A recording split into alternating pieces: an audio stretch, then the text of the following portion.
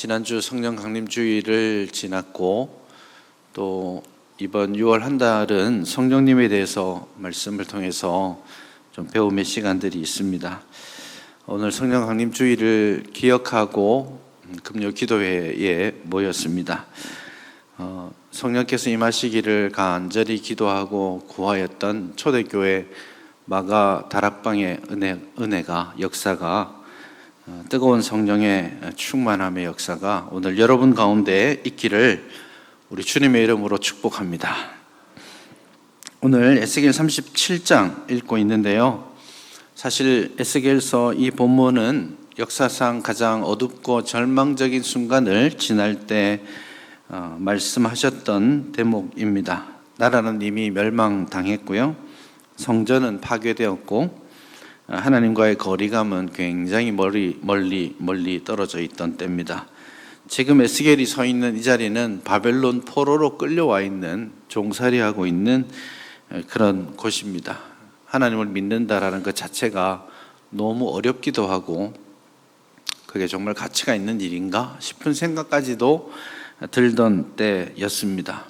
하나님을 예배하던 찬송으로 이 바벨론 사람들 그냥 물가에서 배 띄워놓고 술 마시고 그런 이상한 그런 놀이 하는데 유대인들이 거기서 유흥을 돋우기 위해서 자기가 불렀던 시편 찬송가를 부르고 있는 겁니다.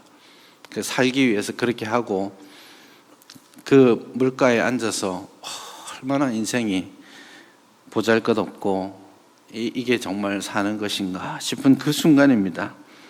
오늘 본문에서 말하고 있는 그 느낌, 특별히 37장 우리가 14절까지 11절부터 14절만 읽었는데 1절부터 쭉 읽어가시다 보면 그런 내용들이 나옵니다. 우리가 읽은 11절에도 보시면 이 뼈들은 이스라엘 온 족속이라 그들이 이르기를 우리의 뼈들이 말랐고 우리의 소망이 없어졌다 그렇게 말합니다. 우리는 다 멸절되었다라고 그렇게 스스로를 한탄하고 있습니다. 이스라엘 백성들이 이제는 실제로 이 골짜기에서 뼈들이 가득하고 그 뼈들이 아주 많은데 37장 2절을 보시면 뼈가 심이 많고 아주 말랐더라 이렇게 돼 있잖아요. 이스라엘 백성들로 상징되는 그 환상 가운데 나타났던 뼈들이 바짝 말라있는 그런 상태입니다. 아무 소망이 없는 것이죠. 그런데 그때에 하나님께서 물어보십니다. 이 뼈들이 다시 능히 살 수 있겠느냐 그렇게 질문합니다. 백성들의 마음은 이미 결정되어 있습니다. 우리의 뼈들이 말랐고 우리의 소망도 끝장났고 우리는 다 멸절되었습니다. 이게 이미 완료된 이야기를 하는 겁니다. 그러니 앞으로 어떻게 될 것에 대한 아무런 소망이 없어요. 하나님은 이 뼈들이 다시 미래에 다시 살아날 수 있겠니? 라고 내일에 대해서 질문하는데 백성들은 지금 당하고 있는 곤고함과 어려움과 절망스러운 상황들 때문에 우리는 끝장났습니다. 이미 끝났어요. 우리는 희망이 없어요. 아무런 소망이 없다고요. 우리가 다시 살아날 가능성은 없단 말이에요. 라고 오늘 본문이 말합니다. 완전한 절망, 모든 것이 끝났다라고 생각하는 그 절망의 순간. 그런데 한편으로는 그 순간이 하나님께서 기다리셨던 순간이라고 생각할 수도 있습니다. 아무것도 할 수 없는 순간이 왔을 때 나는 이제 끝났다라고 생각될 때 하나님은 드디어 내가 시작할 때가 됐군.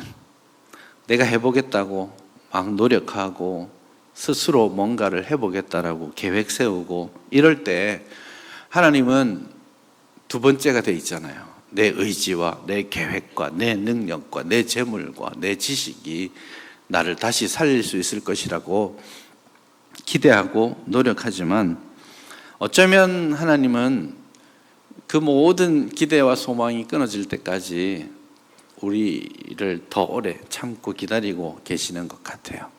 그 소망이 끊어졌다고 생각할 때 드디어 우리가 다시 살아날 것이 내게 있는 것이 아니라 여호와 하나님께 있다라는 것을 온전히 고백하게 되는 것이죠. 그러니까 사실은 소망이 없다, 끝났다, 절망적인 순간이다라고 생각한 그때가 하나님께서 일하시는 시간이고 하나님의 시간입니다. 하나님께서 그때 그 내가 끝났다라고 생각하는 그 시간이 올 때까지 기다리고 계신다라는 것을 여러분 꼭 기억하셨으면 좋겠습니다. 어쩌면 우리가 우리 삶에 있어서 여러 이유들 때문에 우리의 인생을 바짝 말라버린 마른 뼈와 같은 인생이라고 생각할 수도 있겠습니다. 오늘 본문에서도 꾸준히 말씀하시는 게 마른 뼈와 같다라는 말씀과 함께 하시는 말씀이 또 있는데 그것이 무덤을 열리리라 이렇게 말씀하시는 거예요. 12절에 보시면 백성들아 내가 너희 무덤을 열겠다 그렇게 하잖아요. 이렇게 바짝 말라있는 상태가 이제는 무덤 속에 들어가 있는 절망의 상태인 거잖아요. 내 인생이 마른 뼈와 같이 소망이 끊어져 가고 있고 더 이상 어떤 기대도 없다라고 느끼는 그 순간, 그것을 인식하는 그 순간이 사실은 기회라는 것을 여러분 기억할 수 있기를 바랍니다.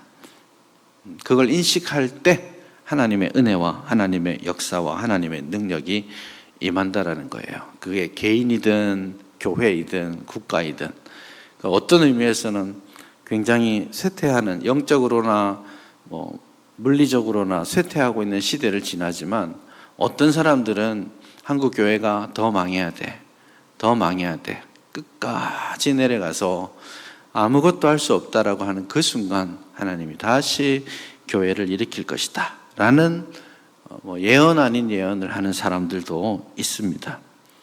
근데 해도 안 된다는 무력감이 가득하고 이제 절망만 있다고 생각하는 그 순간, 그때 하나님의 말씀을 들으셔야 합니다.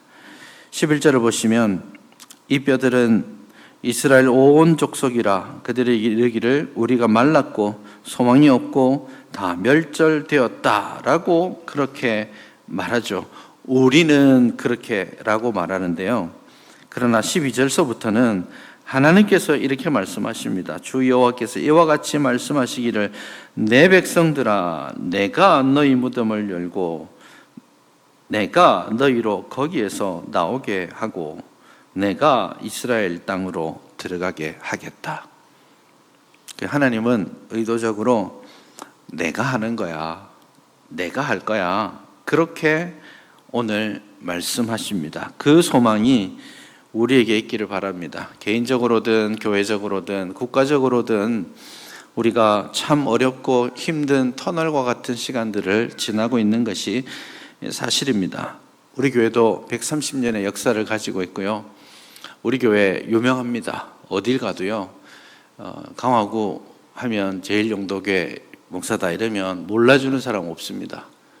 근데 살았다는 이름이 있고 130년의 역사가 있어도요, 주의 성령께서 지금 우리 마음에서 역사하고 계시지 않으면 그거 마른 뼈다귀밖에 안 되는 거죠. 무슨 소망이 있습니까? 그러니 130년의 역사가 중요한 게 아니고요, 우리 교회의 이름이 중요한 게 아니고요, 지금 여기에 있는 우리가 주의 성령을 간절히 사모하고 그 성령으로 말미암는 참된 소망을 누리고 있는가, 충만하게 역사하시는 성령의 그 역사하심을 사모하고 그 성령으로 말미암아서 풍성해지고 그것이 흘러 넘치고 있는 것은 아닌가.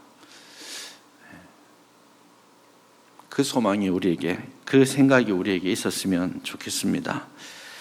이 뼈들이 능히 살 수 있겠습니까? 사람들은 이미 망했잖아요. 이미 멸망당했고 멀고 먼 바벨론까지 끌려갔고 소망 없는데 하나님께서는 내가 너희 무덤을 열겠다, 거기에서 나오게 하겠다, 죽었던 영혼을 다시 살려서 사명자의 삶 이스라엘 땅으로 돌려 보내주겠다, 그렇게 말씀하십니다. 여러분 걱정하지 마세요. 하나님께서 너희 스스로 일어나야 돼, 너희 노력해봐, 힘내, 이렇게 말씀하시는 거 아니에요. 그것조차도 우리에게는 힘도 없고 능력도 없고 아무것도 할 수 없어요. 그러나 내가 할 거야. 내가 살려낼 거야.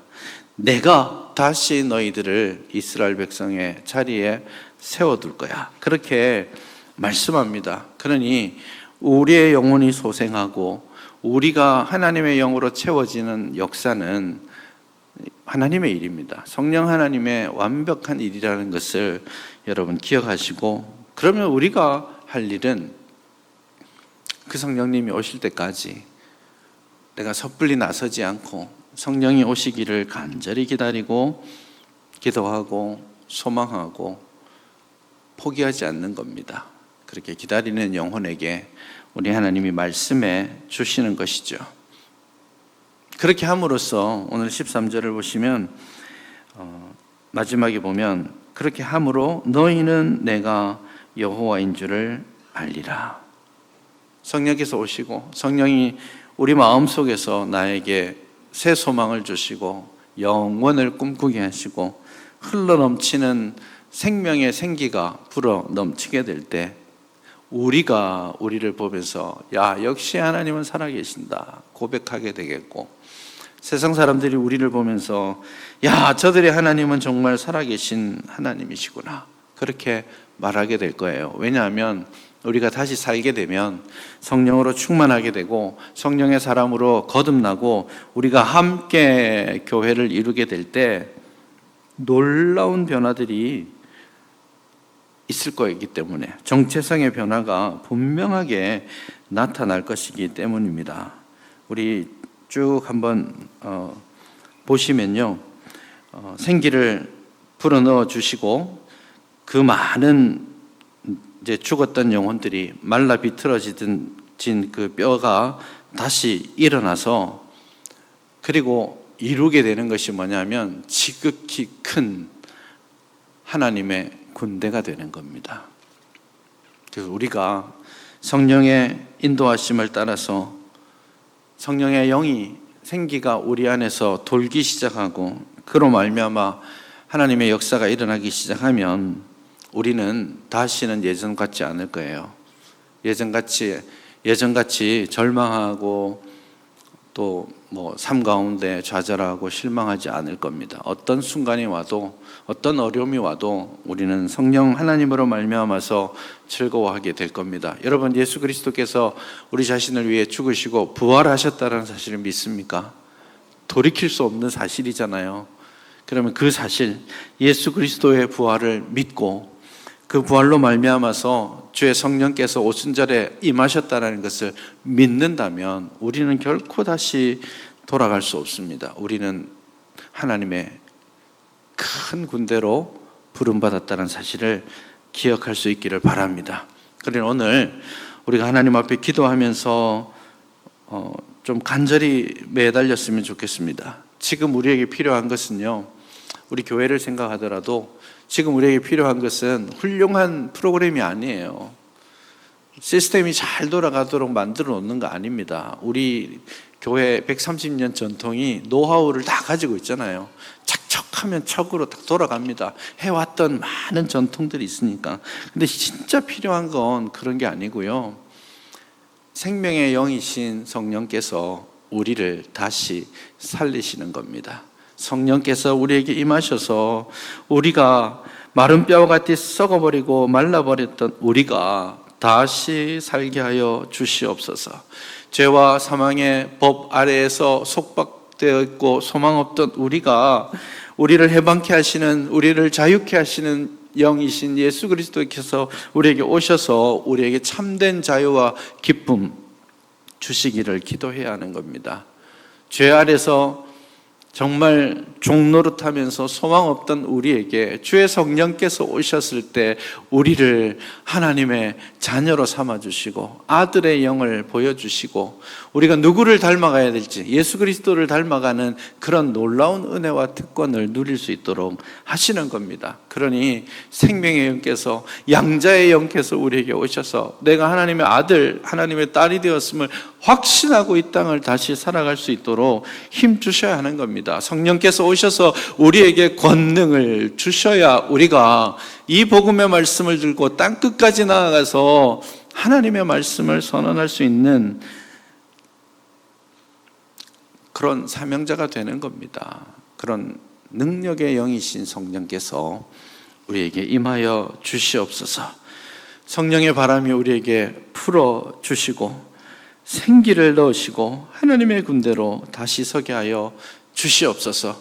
오순절 성령께서 강림하셨을 때 두렵고 떨리는 마음으로 숨어있던 그들이 다들 뛰쳐나가서 자기를 괴롭히고 자기를 죽이려 했던 사람들 앞에서도 담대하게 하나님의 말씀을 기쁨으로 전했던 그 사도들처럼 우리도 주님 다시 살려주시고 성령의 충만한 은혜가 내 속에서부터 흘러 넘쳐서 나를 바꾸고 내 주변을 바꾸고 세상 열방에 그 성령의 은혜와 성령의 역사하심이 흘러가는 그런 은혜의 기회, 그런 은혜의 체험들을 우리 모두가 소망하고 오늘 이룰 수 있기를 간절히 바랍니다.